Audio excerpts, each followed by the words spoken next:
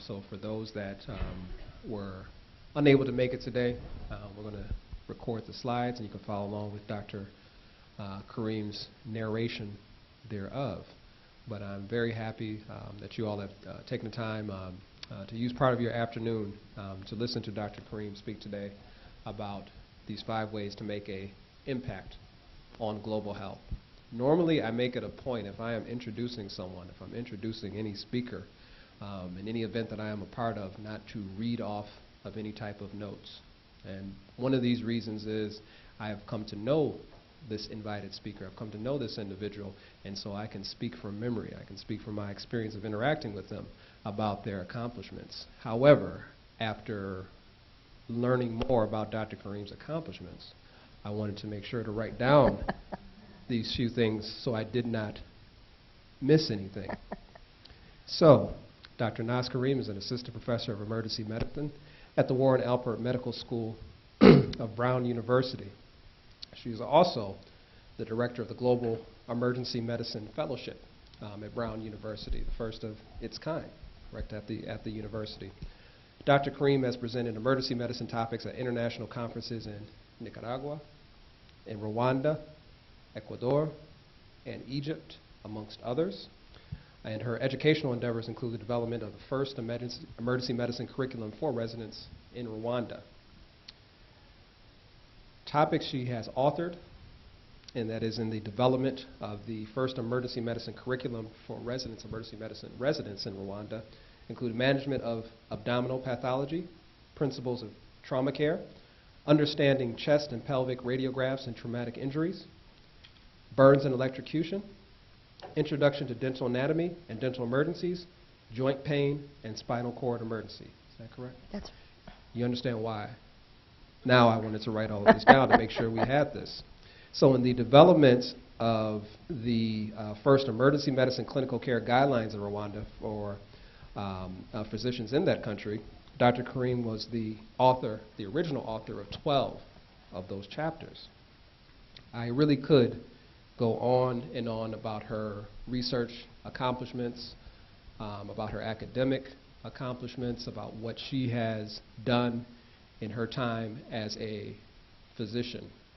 But I think that no one in this room, on this campus, in this region will disagree with me when I say that perhaps her most impressive accomplishments of all is being a triple alum, a triple degree earner from Rosalind Franklin University. That is, she earned your Master's of Science from our BMS program. BMS program, mm-hmm. Master's of Health Administration as well from Rosalind Franklin University, and is an alum of the Chicago Medical School. So please, everyone, put your hands together and give a warm welcome to Dr. Naz Karim. Thank you so much for joining us. Thank you so much, Carl. That is quite the introduction. Thank you. I really appreciate it. I want to start by apologizing. I have this laryngitis that I've been fighting off. But don't worry, I'm not infectious. I saw your face for those people in the front row. So my name is Naz Karim. I'm the director of Brown Global Emergency Medicine Fellowship. And what we're talking about today is 5 ways that you can make a global impact. So I wanted to know who we have in the audience. Can you guys tell me how many of you are medical students? Great. How many of you are podiatrists, pharmacists, nurse, PA, nurse anesthetist, PA, and any lawyers? Any engineers? Hello? Anybody that I missed? Faculty? Faculty as well, new oncoming faculty. Okay, so how many of you are interested in global health? Okay, great. And have you guys done anything in global health currently? Okay, cool. Can you mind sharing with us what you've done so far? So before medical school, I was working for an international surgical infection control group. Oh yeah, that's great. Thank you. So before medical school, I was working for international surgical infection control groups based in Cincinnati, Ohio. And me, myself, is also an international student at Chicago Medical School. And we led the summer trip to China, the global health trip. There are 70 of us this year. Wow, that's amazing. Okay. Anybody else has done anything globally? No. Okay, but you're here because you want to know how you can make that difference. So, you know, global emergency medicine is a very complicated field because there's so many different options. And hopefully this lecture will help you narrow down into what it is that you can do specifically in global health. So why do you think that you would pursue global health? Like, for example, I saw some of you raise your hands about wanting to pursue global health. Why is it that you want to do that? What makes you so interested in it? Yes. Being a teacher anesthesia practitioner, there seems to be a pretty big gap in anesthesia services among the global health population.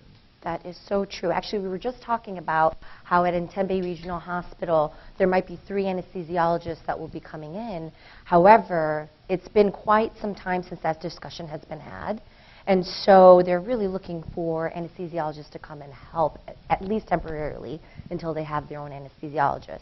And the interesting thing is, for Rwanda, for example, where I work clinically and in research, which we'll talk about, the pre-hospital care team, and by pre-hospital I mean pre-hospital providers are like EMTs here, but we call them pre-hospital care providers there, are nurses and nurse anesthetists, which is very fascinating because if there is a need for intubation in the field due to a trauma, accident, or whatever medical situation, respiratory distress you have, there are nurse anesthetists that are available that can do that. So very much of a need there. So for you, it's, I want to go there and help because there's a need for it there.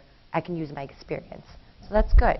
Anybody else on this side that wants to pursue global health? Anybody else? I guess for me, I'm interested in medicine, so I'm curious to see how it can apply to like the global aspect. Perfect. I have been looking at the paramedic care to see how other systems apply pre-hospital and then like to hospital care. So. Well, you came to the right lecture because I'm also an ER doc, so that works out well for you.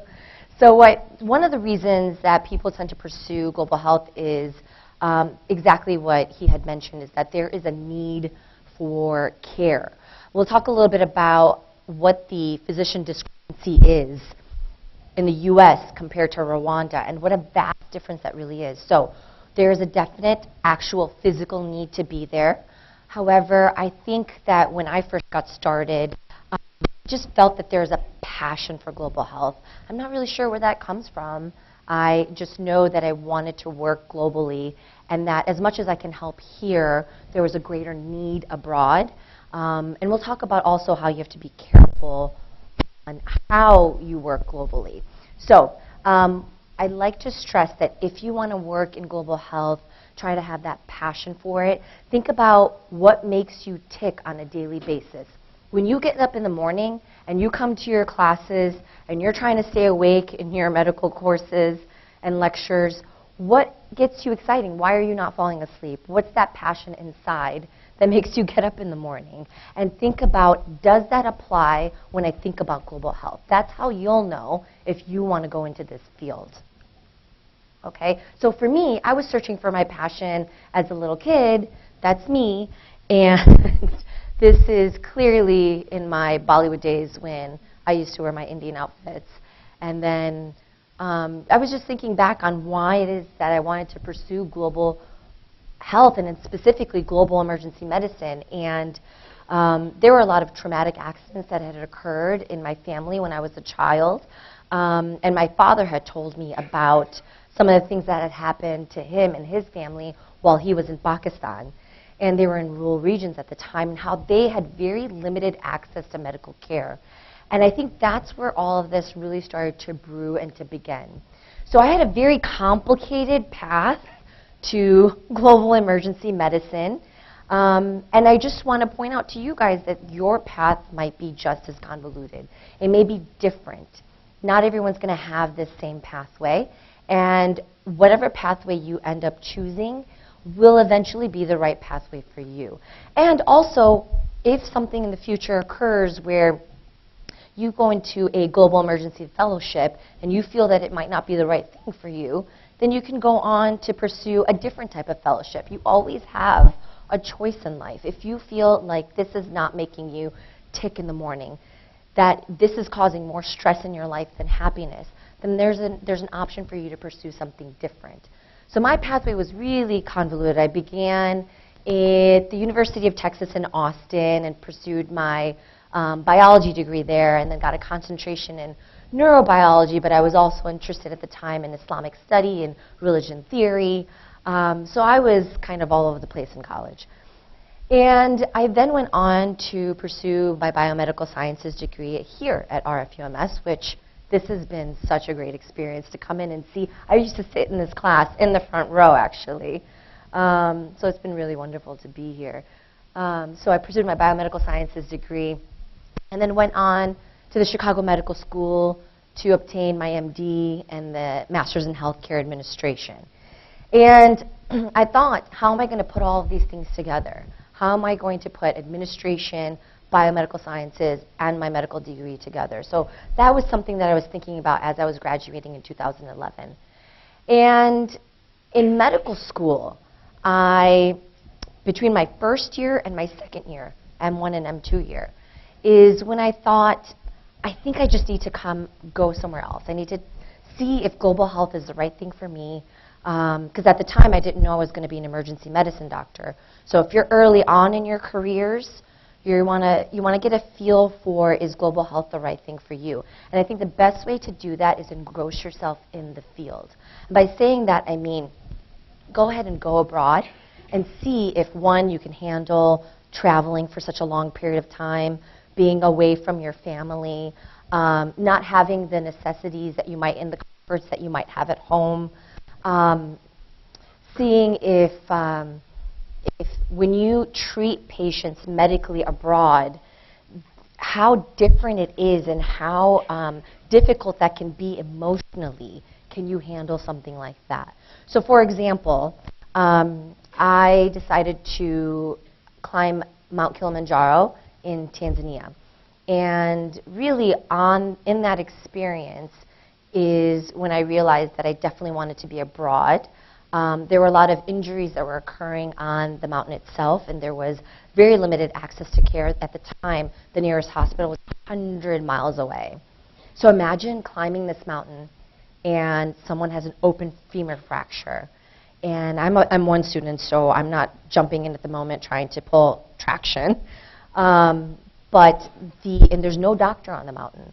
So we're taking a bleeding person that is traveling down the mountain and then 100 miles from there to the nearest hospital. And it really just started to get me thinking about my interest in global emergency medicine. So I went on to, after climbing Kilimanjaro, I was there for another 2-3 weeks, and we were camping with the Maasai tribe. At that time, what we would do is go to each tribe, do a sort of triage within the local region, and then come back to our campsite. And then we would call everybody that we had triaged on a Sunday to a local church where we would provide medications. And it was a 2 to 3 week period. And I learned a lot of things from that. Basically, it's very difficult to just go into a region, stay for 2 to 3 weeks, come out, and then not see anybody go in there and follow up for weeks or months at a time. Was that medication working for the person that had parasitic disease and we gave them albendazole? We don't know. So when I look back at this experience, I tend to think, I wonder if what I experienced and what I had tried to help with when it came to triaging and providing patients with medications, was that actually helpful or was it harmful? And we'll talk about how you can make sure that when you travel abroad, that it's not harmful to others. I do have to say that in this M1 to M2 experience, at that time at RFUMS, there was no global health group. There was no global health trips anywhere. Now you have multiple sites where you can go. You can go to China, you can go to Uganda, Mexico. But at that moment in time, there was nothing available for us. So I was carving this experience out for myself through a group called ISL, International Service Learning. And it was, interesting, right? Because we don't know if it's a vetted group. We don't know if the security level is appropriate. Are they culturally treating people appropriately? Is the medical care that's provided sufficient? And is there follow-up? So none of this was known, and I was a medical student, and I now realize that when you are traveling abroad, you need to make sure that you're going with a group of people that is known, that has security in place. If you have a fracture overseas yourself, how are you going to get back to the country? That you know where the embassy is located. So these are all things to think about when you're traveling abroad. So luckily, you guys now have Carl, Dr. Larson, who is having these multiple sites available to you. So you guys should really, if you're interested in global health, try to, between your M1, M2 year, or M3, I think your M4 year, you have an elective period. Really try to get involved as soon as you possibly can. By the way, if you guys have questions about my experience or other questions about how to pursue global health, please ask as we go along, okay? So then I went on to do my residency in emergency medicine. I did my Brown Fellowship in Global Emergency Medicine, and during that time presented around the world with multiple research projects. And when I do the fellowship, it's very research-oriented, which was very difficult for me, actually. I now have multiple abstracts and publications, but I did not come from a research background at all. In medical school, I did not conduct any research. In West Virginia, there were very limited research opportunities. It's something that I should have definitely pursued, and I highly, highly encourage you to pursue research because it's going to help in your application for residency. So I kind of get the reaction when I talk about research and how, to be honest, a lot of medical students in reality don't want to be pursuing research while they're in medical school because I know how hard medical school is. And it's the last thing that I wanted to do. Trust me. But what I've learned is, and we'll talk about this in the research section, is that I wanted to change lives. And I didn't know how to do that. And it's such a saying, right? You go into medicine to change lives. And the pathway for me to actually do that was not clinically, because that causes more harm than good. What I realized is that if I do research, I can change people's minds, specifically people in government. And we'll talk about it in the research section. When I go on to do these head trauma injuries,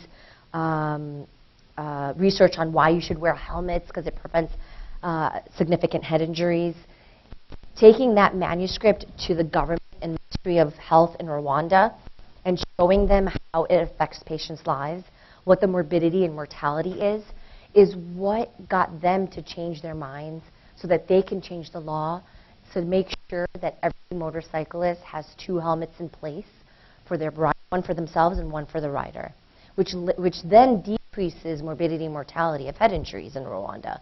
So research can, in that way, be very important. So then I became the director of the Global EM Fellowship, and which is how I'm here today. So what is global health, guys? What do you guys think? When you think about global health and you want to go into it, what is it to you? What do you think? Yeah. Thanks, Carl. I kind of view it as promoting health equity for all people. Mm-hmm. How do you promote health equity?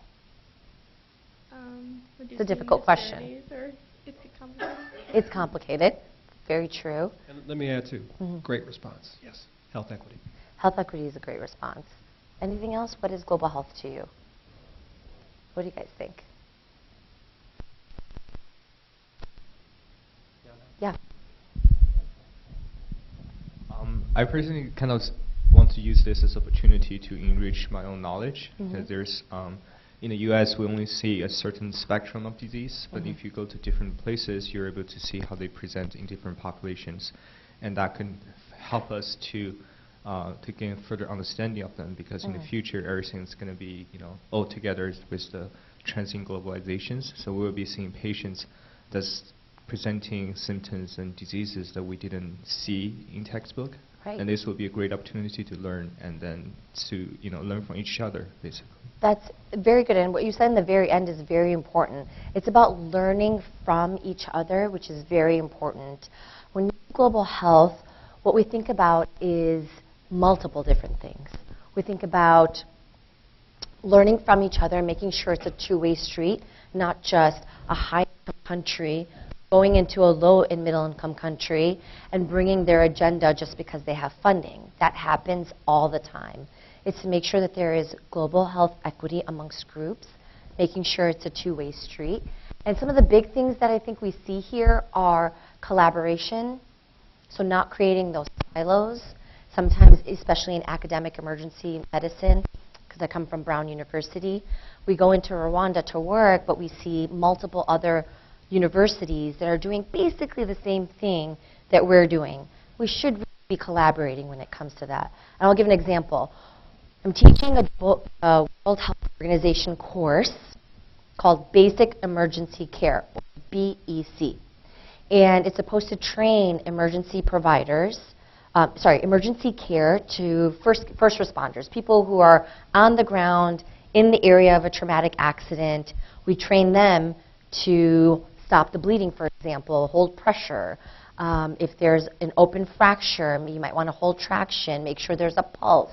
So really basic emergency care things. And when I started that project in Rwanda, there's multiple other universities that were going to do it on their own. And I said, look, why don't we work together as a team? Because that's very important. If we're going to all go in there and provide the same funding to the same group of people with multiple different institutions, we're creating silos. So collaboration is really, really important here. And the second word that really jumps out is sustainability. When you're thinking about any kind of global health project, and you're going to go there for 2 or 3 weeks, try to think, how can I keep continuing this project in the next year, in the next couple of years? Don't try to just go there for 2 or 3 weeks, but continue that on in a long-term, sustainable way. And that's a really big buzzword. So say you guys were going to interview at Brown for a global EM fellowship, I would be listening for buzzwords like that you understand that sustainability is important, that you're culturally aware and realize that, hey, English might not be the first language in that country. In Rwanda, it's Kinyarwanda or French. And now they're starting to all learn English in the schools. But being culturally aware is super important too. A couple of other things that is really important on this slide is there's a mix when you think of global health of not just physicians, but physicians, epidemiologists, lawyers, biostatisticians. There should be nurses on here, physician assistants, podiatrists, pharmacists, nurse anesthetists. These are all crucial for anyone's medical care, and I'm sure you know this because you guys come from a school that talks about interdisciplinary care. And you should know that when you are coming out of this school, out of this university, this is not widely known or utilized, this interdisciplinary collaboration. So take what you have learned at this school about working within these different groups and implement that in your practice here too, but also use that abroad. So that we define at the Brown Emergency Medicine Fellowship, we talk a lot about being culturally competent. That's the buzzword. Education, research, and leadership in resource-limited settings across the globe. And now I've realized that what we should really include in here is interdisciplinary work and collaboration. So this is our team. We have multiple people that work abroad in different areas, some in Uganda. Dr. Grace Wanjiku works with ultrasound, actually in Kenya, sorry. And Alicia Janeska, she's the pediatric emergency medicine site coordinator for Belize. We have another physician who's not here, David Basel, who works in American Samoa. Dr. Basel works in Nicaragua. I work primarily in Rwanda. And Dr. Adam Levine, who's our chair, who you may have seen on CNN, is working in Bangladesh and Rwanda. He actually helped set up the emergency medicine residency program for EM in Rwanda. Dr. Adam Aloisio is heavily involved in research, and he's our research guru. And Stephanie Garburn is also our secondary research guru. She's has this really interesting study on the use of biosensor patches to place on a patient to monitor their vital signs. And we'll talk about that as well when we get to the research part. All right, so here's what you came for. Here's what you probably want to know, is how to make a global impact. And there are 5 major ways. And these are the 5 ways. So you can work clinically. You can do something in public health. You can change a system. You can conduct research. Or you can help in education. So these are the 5 major ways. But to be honest, these are all connected, as you see in this diagram, in this PowerPoint.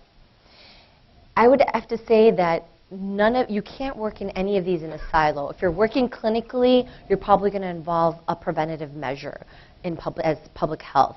If you are working in research, you're probably going to help develop the system and change the system as you're conducting the research. And we're going to give examples of each one. So for example, if you want to work clinically, then you can do that abroad, and that's in whatever field you're in. But there are a couple things to remember. For example, I used to work in Mexico between my first and second year. I was there for 2 to 3 weeks as a medical student. Then I went to Tanzania and climbed Kilimanjaro, did the triage system. And again, that was only 2 to 3 weeks. And these were not very sustainable projects where I was working clinically. Did it cause harm? Could have possibly actually done that. And in Rwanda, where I'm currently working, that is more of a long-term project for me. I've been there for 4 to 5 years now. So when you're thinking about working clinically, you want to think about some of the cons, which is if it's a short duration, you might be doing more harm than good. You want to think about being culturally sensitive. You want to understand the algorithms that are currently in place for treating, for example, chest pain. So as an example, if a patient has chest pain and you think that they're somewhere on the acute coronary syndrome, probably having a myocardial infarction, then they don't have, for example, even an EKG. You might just think clinically, given their presentation, they have substernal crushing chest pain, they're sweating, it's radiating to their left arm, they're having shortness of breath with it, but you don't have an EKG. So the next step sometimes in these rural regions is to transfer to a higher level of care. And they have those algorithms in place. Another facility might actually have TPA, which in the US we never use. TPA is a clot buster that's used for strokes, but in rural regions, and it can be used for myocardial infarctions. We just don't have that in the US because we have access immediately to a cardiac catheterization unit where they go in through the groin, right, artery or your radial artery. They go to the heart, they open it up, do an angioplasty, but they don't have those types of facilities there. So the next best option is giving TPA to a patient with chest pain that you think might have a myocardial infarction. And so you have to know those algorithms are in place and that is, you don't want to overstep the boundaries immediately and try to create a whole new algorithm for them that they might not understand because it's never been in place before. It can cause harm working clinically when you don't know what is endemic to the region. What is the greatest problem in Rwanda? So for example, can you guys give me an example of what you think might be the #1 infectious cause of disease in Rwanda? Malaria. Anything else? What do we always hear? Malaria. What else do we hear? What's that? Ebola was a significant infection, viral infection caused by the Ebola virus in the Democratic Republic of Congo, as well as Liberia. It did not reach Rwanda, luckily, but they are well prepared for it. So other endemic HIV and TB, those are the top three things that we always hear. HIV, TB, malaria. Interestingly, trauma, so we didn't talk about trauma, is obviously not an infectious disease, but trauma is a greater cause of burden of disease than malaria, HIV, and TB put together in Rwanda. And when we think about infectious disease, actually lower respiratory infections have a higher rate of incidence than TB, malaria, and HIV put together. So I think that's very interesting. So knowing what is endemic in the region is very important. I think why we focus so much on that and why it's so prevalent and widely known that it's TB, malaria, and HIV is because that causes significant morbidity and mortality. And there's a lot of research dollars in HIV, TB, and malaria. I think that's why we tend to think that, oh, that must be endemic there. But turns out it's other things. So there are good reasons to work clinically. I mean, you want to feel fulfilled and have and use your experience as a doctor or a podiatrist or a nurse anesthetist there. You have immediate access to healthcare providers, and you're providing kind of specialized care and hoping that you improve patient outcomes. So there are some benefits to working clinically. So I currently work in Rwanda. Do you guys, everybody know where Rwanda is? Okay, well, you do now. It's a landlocked region in East Africa, surrounded by Uganda, Tanzania, and DR, as well as Burundi. It is the land of thousand hills, a beautiful, beautiful region. 2 rainy seasons, they have 2 dry seasons. And I mention that because it's important to know environmentally what happens within a region as well, because the 2 rainy seasons, we see a higher incidence of traumatic injuries or car accidents, which makes sense. So it's important to know the environment as well. And they speak Kinyarwanda, but French as well as English now. And that's important when you're trying to teach education locally. So did you guys know about the genocide in Rwanda? A lot of people, some people are yes, and some people are shaking their heads no, which is relevant. So in 1994, there was a genocide in Rwanda. It was between the Hutus and Tutsi groups. And from that genocide, almost 1 million people passed away. It was a horrible, horrible event over the course of approximately 1 month. You can see here the big dip in the number of people that had died and the decrease in the population. And what it led to is Rwanda actually being completely transformed. Initially, the banking system collapsed, and there was only less than 5% of clean drinking water. I mean, could you imagine if you didn't have water to drink? I mean, we have these water bottles, but we also have a water fountain. We call it a bubbler in Rhode Island. And we have that every, 30, 50 feet. Imagine not having any access to water and how that, in a public health manner, can cause significant disease. There was an increase in TB, malaria, and AIDS. Why do you think, you guys, there would be an increase in malaria?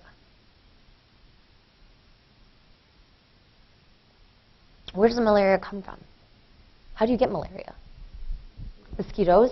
Why would mosquitoes be more prevalent during this time? Yeah, it's a rainy season. That's a very good point. And then when you have the rainy season, then the water puddles and pools, kind of like in this picture here. And that's where mosquitoes gather. And that's probably what they're thinking is the increased rates in malaria. The GDP tripled by 2011. We're starting to see a turnaround and a change. At that time, there was an increase in health spending in proportion to public spending by 20%, which is completely unheard of. What the Rwandan government did during this time is exceptional. It increased the healthcare workforce. It increased public health initiatives such as vaccinations and made sure that they say 99% of the population was vaccinated. I mean, nobody really knows if that's really true and if it was actually 99%, but something along that range. So the focus shifted to these public health initiatives.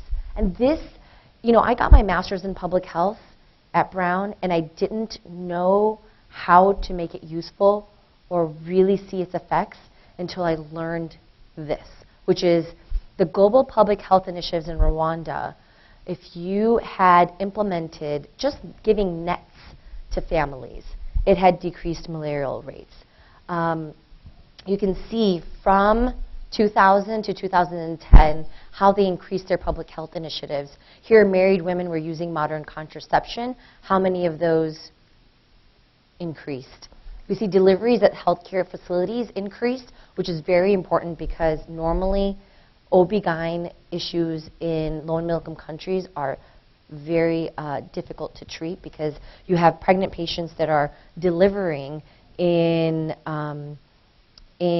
rural regions that don't have access to medical care. And if they're trying to get to the nearest facility, they have to come in, for example, bodabodas, which are motorcycles in Uganda, or motorcycles, carriages, horse carriages sometimes, and sometimes they're carried by their family for miles.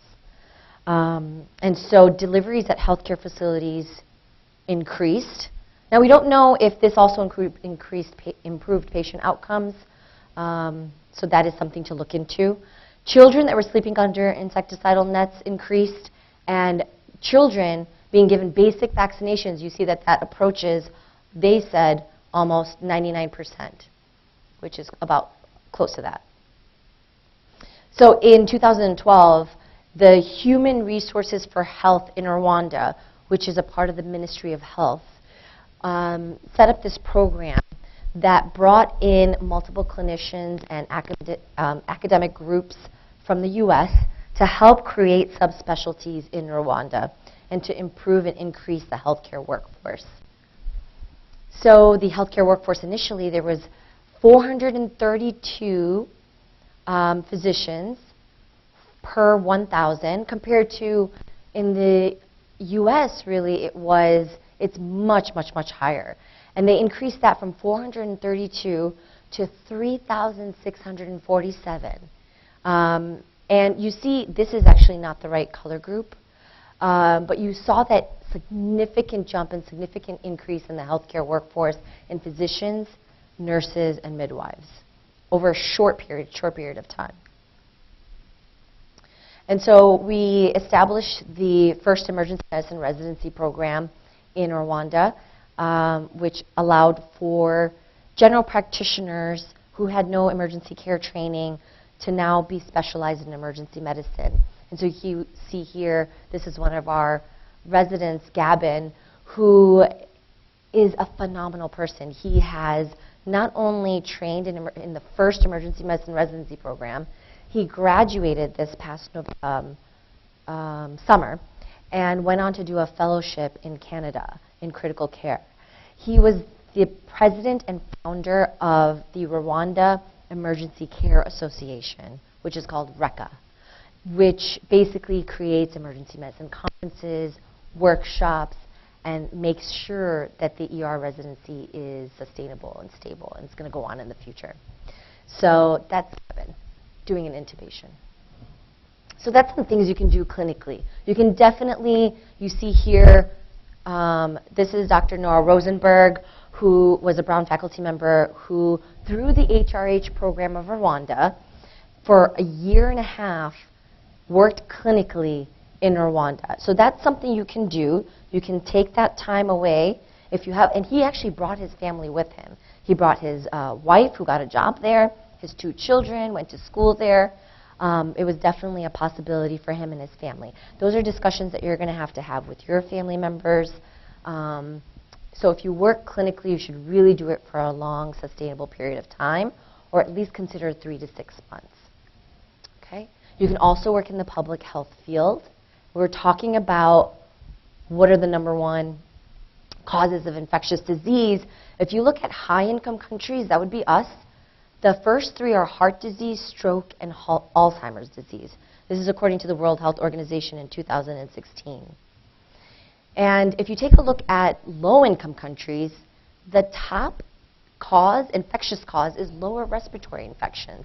And if you look below, it's HIV, malaria, and TB. So the top two causes are diarrheal diseases and LRI. And then if you keep going down the list, down here, you'll also see as number 10, road traffic injuries. And if you look worldwide, we keep going down here, we see lower respiratory infections, and we see road injury. And I bring these up because this is the way that we can help in public health. If you know what causes the greatest disease, then you can focus in on that. Researchers have always focused in on HIV, AIDS, malaria, and TB, but really they might want to start looking more into diarrheal diseases and lower respiratory infections. So in Bangladesh, for example, one of the things that we have initiated are these tents that are created that basically creates isolation for diarrheal diseases, but it's a hygiene type of camp, so everybody makes sure that they wash their hands. We can understand the epidemiology of disease, that's what public health is, right? It's understanding hygiene, understanding epidemiology, understanding disease prevention. So we try to incorporate a little bit of public health into our work as well. Another example of that is Dr. Adam Levine, who was showing providers in Liberia how to don on, so it's called doffing and donning, basically how to put on personal protective equipment. It's a very specific way, and if there's Ebola in the region, you want to make sure clearly to protect yourself, you have to put this protective material on very carefully. The way you put it on is different than the way you take it off.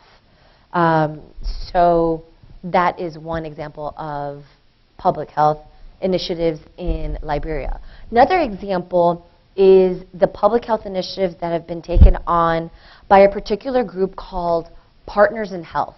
Do you guys know have you guys ever heard of that term, Partners in Health? Okay, so it's a Boston-based group, and there was a CBC special on how the Partners in Health group helped in terms of public health. Put that on. So we won't. Next, part two of our look at Okay. Rwanda, 20 years after the genocide that left almost 1 million people dead. Since 1994, Rwanda has made progress in reducing extreme poverty.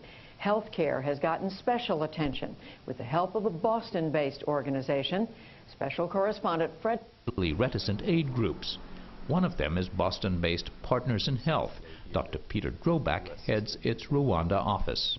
One of the things that I see Rwanda having done very effectively is really take ownership for its own development activities. What happens all too often in poor countries is that the agenda is driven by the donors or by the development agencies.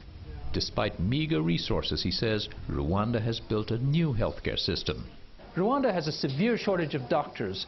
There's one for every 100,000 people. The comparable figure in the U.S. is 273. So there's a concerted effort to train other health providers, nurses, and especially community health workers. While volunteers, they go into their neighborhoods to look for early signs of disease and illness. Bosco Ntawagirowe is one of 45,000 health workers. Elected by their communities, they receive 6 weeks of training in basic preventive health and periodic refresher courses. I always wanted to be a teacher, so this is very fulfilling. I have skills now, and I'm giving back to the community. When 1-year-old Francine began showing signs of illness, her mother first sought out a community health worker for advice. It was not hard to find Bosco.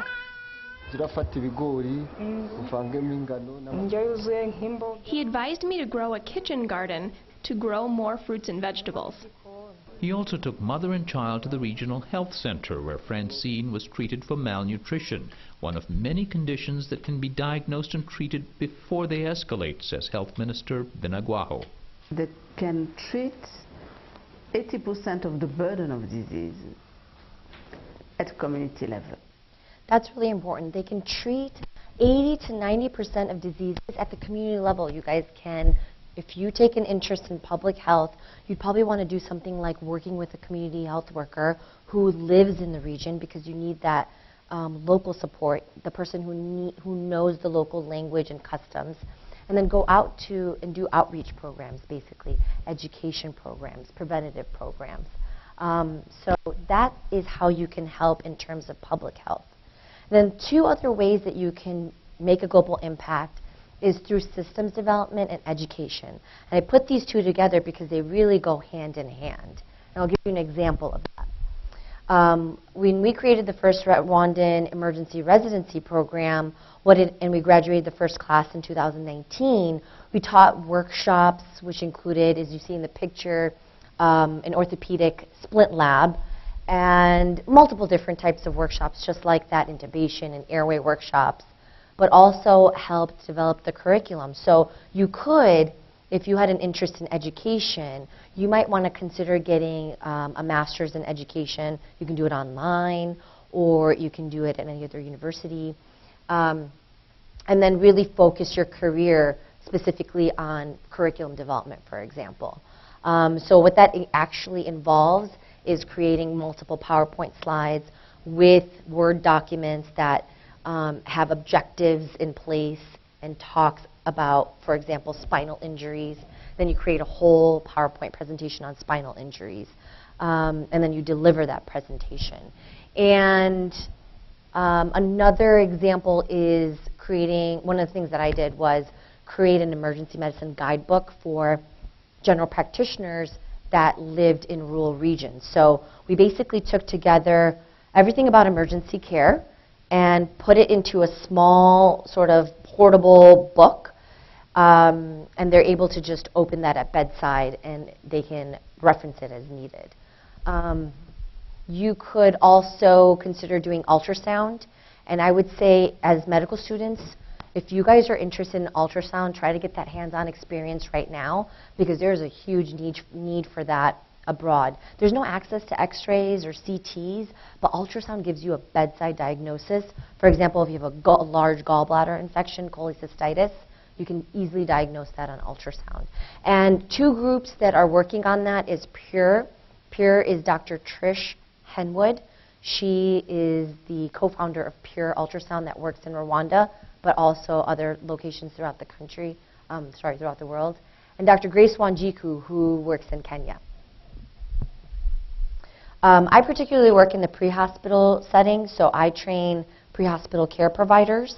And where the future of this is going is the WHO Basic Emergency Care course that I'm going to train providers in. Please, guys, look out for a GoFundMe page. Our research grant that we had applied for actually is no longer a research seed grant that's available, and now we're going to be needing funding for that. But that's a plug for this project. So that's my Twitter handle if you guys want to take a look out for that. The final thing and the final way you can make an impact is research. I hated it as a resident. I hated it as a medical student. And I didn't understand its utility until I got to my fellowship. And we have conducted a couple of different research projects here, understanding that road injury is a major cause of burden of illness worldwide. Top 10, actually, 10 in Rwanda, causes 5 million deaths worldwide. So it's 9.6% of the global burden of injury, but it's 90% of the burden in low and middle income countries. And 45% of deaths are due to injury in low and middle income countries. And so implementing something like research where you're telling Ministry of Health that, hey, your car accidents are causing a significant number of deaths among patients, and this is something to really look into, and then they consider that and implement a law on helmets, it changes lives. We did the epidemiology of injuries and outcomes research in Kigali. Then we tested, when we implemented the emergency medicine residency program, we said, well, wait, is this helping or not helping? Because anytime you implement a program, you should check its efficacy. Does this work? Does it affect patients in a good way or a bad way? So we implemented the residency, and then we checked patient outcomes, meaning basically death, morbidity and mortality, before the program and after the program. And interestingly found that there was a decrease in emergency department deaths from 6.3% to 1.2%. That's a pretty big decrease. So clearly, as it's emphasized. We did a biosensor patch study. That's that cool patch that you get to put on a patient and check their vital signs so they don't have leads, because that's very costly. Having EKG leads and a monitor costs thousands and thousands of dollars that they cannot afford. So we thought to put a patch on and see if it's accurate. The pilot study was just completed, which shows that it in fact is just as accurate as an EKG monitor. So research, guys, I think as much as we hate it, is very, very important. The best thing that I can say for you guys is get involved, and get involved super early. The best way to do that is to, these are multiple organizations that you can get involved in for number one. The second one is attending conferences. You're interested in global emergency medicine, right? Emergency medicine? Emergency medicine. You might want to look into these conferences, which are SAEM. Thousands of physicians go to that a year. And on the board for GEMA. So if you want to be involved in global EM, you can contact me, and I'll show you how to get involved in certain projects that are currently happening. ASAP International is another really big one. This is, I'll step out of the way for those of you taking pictures. ASAP is the College of Emergency Physicians that has a program every year. I'm leading the Global Village Project through ASAP, where we involve all of international organizations like RECA, who come and talk and do presentations in a global setting in like one big conference room. So if you guys want to get involved in that, all you need to do is email me, and my email is on the last page. Network, network, network. You guys coming to this talk, for example, is a great way for you to network. If you're interested, you should email me. And then travel. And EMRA has a list of organizations that have international emergency medicine rotation opportunities. So EMRA, E-M-R-A, that's another group that you should look up on the internet. So the key takeaways are that work abroad in a sustainable long-term project. All of these 5 ways where you can make a global impact, they all intersect. And research really can change minds. As much as I hated it, I realize now that it's very important. And passion. Do what makes you tick and get up in the morning, network, and get involved early. So thanks, guys, for being so patient. I've really enjoyed being here today and meeting all of you, kind of coming back home to my stomping grounds. It's been so wonderful. Thank you, Carl. Thank you, Courtney. Thank you, Kathy. I really appreciate it. If you guys have any questions, I'm here. If you guys have any questions, I'll take them now, especially about global health, how to get involved. I do have my contact email. Let me put that up. So please feel free to email me at any time. I'm always available. Thanks. I appreciate it. I'd like to open up the floor for any questions.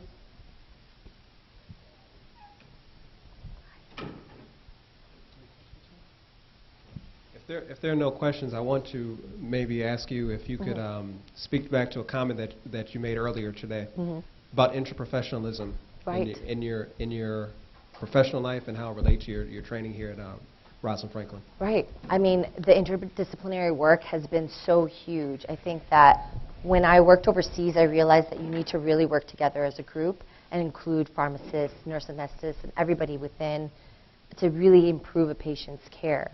And I really didn't know about that until I came to this school.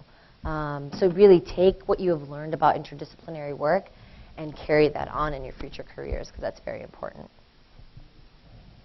Yeah. Do you guys have any other questions? When you were setting your residency, or interviewing for residency, was global health a factor in where you chose to interview? And Yeah.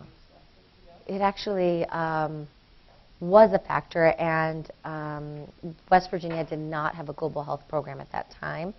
But I felt that it was a best fit for me because it was a small group. They just had, for me, a better residency program than other organizations, and I had to choose between a global health group versus a residency where I would feel comfortable, and I chose the residency where I would feel comfortable. Which, you know, turned out to be okay because I didn't have that research background, but I had those 2 experiences in medical school, and they accepted me because of that at Brown. So that's why I think that students here who are interested in global health should really get involved early. Even if that means a foot in the door, a clinical experience that's short term, is when I'm looking for global fellows, that's to me better than not having any global experience at all.